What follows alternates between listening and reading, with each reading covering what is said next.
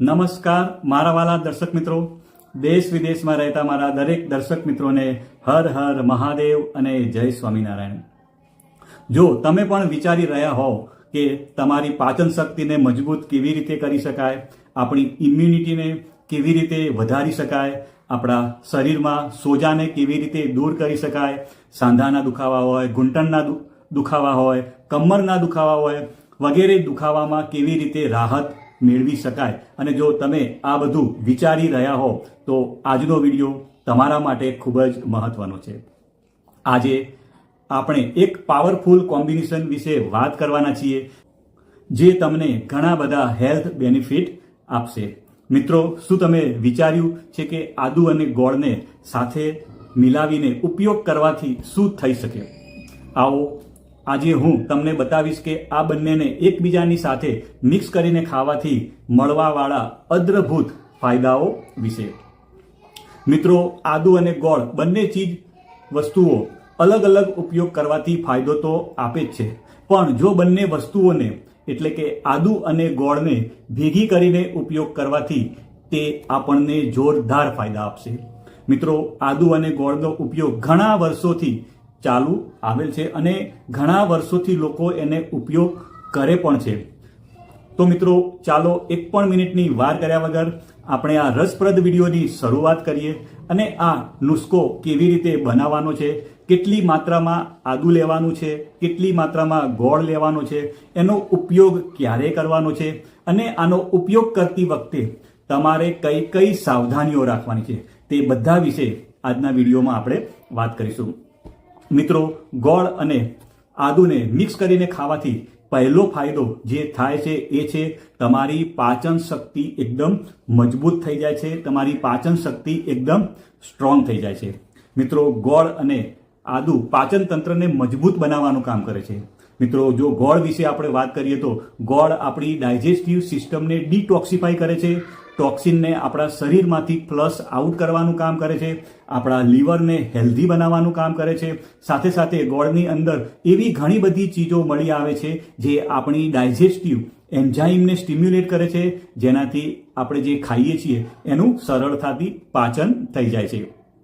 મિત્રો, હવે જો આપણે આદુ વિશે વાત કરીએ તો તે પણ આપણી પાચન શક્તિને મજબૂત કરવા માટેની રામબાણ ઔષધિ તરીકે પણ એનો ઉપયોગ કરી શકાય છે।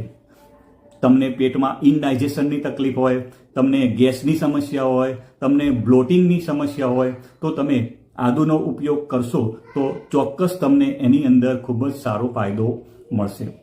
મિત્રો, આ બંને ચીજોને સાથે મિલાવી દઈએ તો તેમની અસરકારકતા બમણી થઈ જાય છે। એટલે કે તમે ગોળ અને આદુને જો સાથે મિલાવીને તમે એનો ઉપયોગ કરો તો તેની જે ફાયદા આપવાની જે ક્ષમતા છે એ ક્ષમતા બમણી થઈ જાય છે અને તમારી ડાયજેસ્ટિવ હેલ્થ માટે ખૂબ જ અસરકારક રીતે કામ કરે છે। મિત્રો, તો એ પ્રમાણે સૌથી પહેલો ફાયદો એ છે કે આ બંને ચીજોને મિલાવીને જો આપણે ખાઈએ છીએ તો તે તમારી ડાયજેસ્ટિવ હેલ્થને મજબૂત કરવાનું કામ કરે છે। મિત્રો, આદુ અને ગોળને મિલાવીને ખાવાનો બીજો ફાયદો એ છે કે તે તમારી ઇમ્યુનિટીને બૂસ્ટ કરવાનું કામ કરે છે। મિત્રો, જો તમને આ વિડીયો સારો લાગતો હોય તો અત્યારે જ એક લાઈક આપી દો। મિત્રો, વાત કરીએ પ્રમાણે આદુ અને ગોળને મિલાવીને ખાવાનો બીજો ફાયદો એ છે કે તે તમારી ઇમ્યુનિટીને બૂસ્ટ કરવાનું કામ કરે છે। મતલબ કે તમારા શરીરની રોગપ્રતિકારક શક્તિને વધારવાનું કામ કરે છે, જેથી શું થશે, જેથી તમારું શરીર બીમારીઓ અને ઇન્ફેક્શનની સામે લડવામાં વધુ સક્ષમ થઈ જશે। મિત્રો, વાત કરીએ તો આજના સમયમાં સ્ટ્રોંગ ઇમ્યુનિટી હોવું એ ખૂબ જ જરૂરી છે અને એ મારે બતાવવાની જરૂર નથી, કારણ કે તમે બધા જ જાણો છો। મિત્રો, વાત કરીએ તો આદુ તેની એન્ટીબેક્ટેરિયલ અને એન્ટીવાયરલ પ્રોપર્ટી માટે જાણીતું છે અને તેમાં એન્ટીઓક્સિડન્ટ પણ હોય છે જે ફ્રી રેડિકલની સાથે ફાઇટ કરે છે અને આપણી ઇમ્યુન સિસ્ટમને એટલે કે રોગ પ્રતિકારક શક્તિની જે સિસ્ટમ છે એને મજબૂત બનાવવાનું કામ કરે છે। બીજી બાજુ આપણે ગોળ વિશે વાત કરીએ તો તેની અંદર આયરન, મેગ્નેશિયમ, પોટેશિયમ જેવા મિનરલ્સ હોય છે જે ઓવરઓલ હેલ્થને સપોર્ટ કરે છે અને આ મિનરલ્સ તમારી ઇમ્યુન સિસ્ટમને બૂસ્ટ કરવાનું કામ કરે છે। અને સ્પેશિયલી જો આપણે આયરન વિશે વાત કરીએ તો તે તમારી બ્લડ સર્ક્યુલેશન અને ઓક્સિજન સપ્લાયને ઇમ્પ્રૂવ કરે છે, જેનાથી શરીરના રોગો સામે લડવાની તાકાત વધી જાય છે। મિત્રો ગોળ અને આદુમાં એન્ટી ઇન્ફ્લામેટરી ઇફેક્ટ પણ હોય છે. આપણા શરીરની અંદર ઇન્ફ્લામેશન ઘણી બધી જગ્યાએ ચાલુ રહે છે અને એ આપણા હેલ્થ ઇસ્યુનું પણ એક કારણ બની શકે છે. અને જો એવામાં આદુમાંથી મળવાવાળું જિંજેરોલ નામનું એન્ટીઓક્સિડન્ટ જે હોય છે, જે આપણા શરીરમાં જે ઇન્ફ્લામેશન થાય છે અને એને ઘટાડવામાં મદદ કરે છે. મિત્રો આ સોજા એ ઘૂંટણમાં થતા હોય, અલગ અલગ સાંધાના દુખાવાનું પણ એક કારણ બની શકતા હોય છે, તો તેને ઘટાડવામાં મદદ કરે છે અને સાથે સાથે ક્રોનિક બીમારીઓથી પણ આપણા શરીરને બચાવવાનું કામ કરે છે. મિત્રો ગોળ પણ એન્ટી ઇન્ફ્લામેટરી એજન્ટ તરીકે પણ કામ કરી શકે છે અને એટલે આ કોમ્બિનેશન તમારા શરીરમાં ઇન્ફ્લામેશન એટલે કે સોજાને, દુખાવાને ઘટાડવામાં મદદ કરી શકે છે, કે આપણા શરીરની અંદર અલગ અલગ જગ્યાએ જે સોજા હોય છે, જે દુખાવા થતા હોય છે, એને ઘટાડવામાં મદદ કરી શકે છે. મિત્રો જે ચોથો ફાયદા વિશે આપણે વાત કરીએ તો તે આપણા ફેફસાને મજબૂત બનાવવાનું કામ કરે છે. જો તમને કફ, કોલ્ડ, શરદી જેવી સમસ્યા રહેતી હોય તો તમે આદુ અને ગોળની નેચરલ રેમેડી જે આજે હું તમને બતાવવા જઈ રહ્યો છું તે તમારા માટે ખૂબ જ ફાયદાકારક થઈ શકે છે. મિત્રો આદુ ખાંસીને ઓછી કરી શકે છે અને કફને પાતળો કરીને બહાર નીકાળવાનું પણ કામ કરી શકે છે અને શ્વાસ લેવામાં આપણને સરળતા પણ રહી શકે છે. મિત્રો ગોળ વિશે વાત કરીએ તો ગોળ ગળાને આરામ આપવાનું કામ કરે છે અને કફ અને કોલ્ડને પણ ઓછું કરવામાં મદદ કરે છે. મિત્રો જ્યારે આપણે આદુ અને ગોળને મિલાવીને લઈએ છીએ ત્યારે શ્વસન તંત્ર માટે ખૂબ જ ફાયદાકારક થઈ જાય છે અને આ બધી સમસ્યામાં તમને આરામ આપવાનું કામ કરે છે. મિત્રો જો આપણે પાંચમા ફાયદા વિશે વાત કરીએ તો એ તમારી એનર્જીને બૂસ્ટ કરવાનું કામ કરે છે. મિત્રો ગોળમાં રહેલા નેચરલ સુગર તમારી એનર્જીને વધારવાનું કામ કરે છે અને એમાં રહેલા ઘણા બધા મિનરલ્સ શરીરમાં તાકાત આપવાનું કામ કરે છે અને નવું લોહી બનાવવાનું પણ કામ કરે છે. સાથે સાથે આદુ આપણી મેટાબોલિઝમને બૂસ્ટ કરવાનું કામ કરે છે. મિત્રો હવે આપણે એ જાણીએ કે તમારે કઈ સિઝનમાં આનો ઉપયોગ કરવાનો છે. મિત્રો તમે આ આદુ અને ગોળને ચોમાસાથી લઈ શિયાળા સુધી ઉપયોગ કરી શકો છો અને ઉનાળામાં તમારે આનો ઉપયોગ કરવાનો નથી. મિત્રો આદુમાં રહેલી એન્ટી ઇન્ફ્લામેટરી પ્રોપર્ટી તમને સિઝન બદલવાથી થતા કોલ્ડ, શરદી વગેરે જેવી સમસ્યામાં ખૂબ જ ફાયદો આપવાનું કામ કરે છે. મિત્રો હવે આપણે વાત કરીએ કે આદુ અને ગોળને મિલાવીને કેવી રીતે ખાવાનું છે. હવે મિત્રો તમારે ખાવું હોય તો તમારા માટે બે રીતો છે.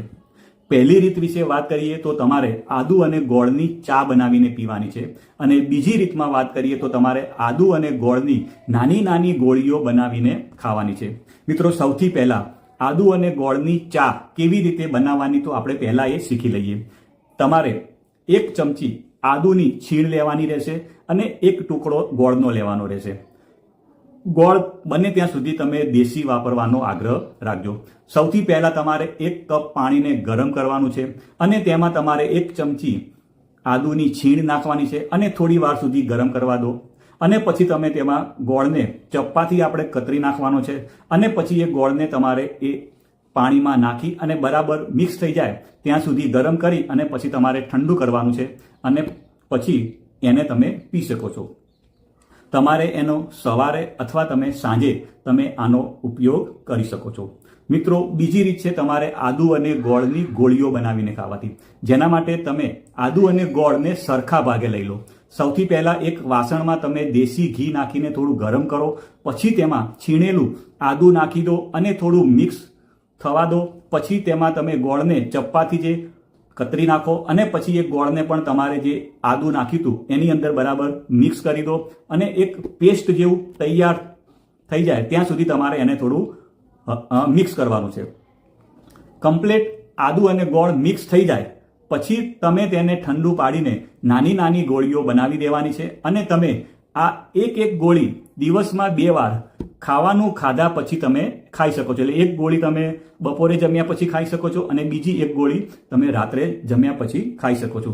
હવે મિત્રો કઈ સાવધાનીઓ રાખવાની છે તો પહેલી સાવધાની એ છે કે જો તમે ડાયાબિટીસના પેશન્ટ છો તો તમારે આ નુસ્ખાનો ઉપયોગ કરવાનો નથી અને જો ઉપયોગ કરવો હોય તો તમારે જે ડૉક્ટરની દવા ચાલતી હોય એ ડૉક્ટરનો સંપર્ક કરી એમને પૂછીને જ તમારે આનો ઉપયોગ કરવાનો રહેશે.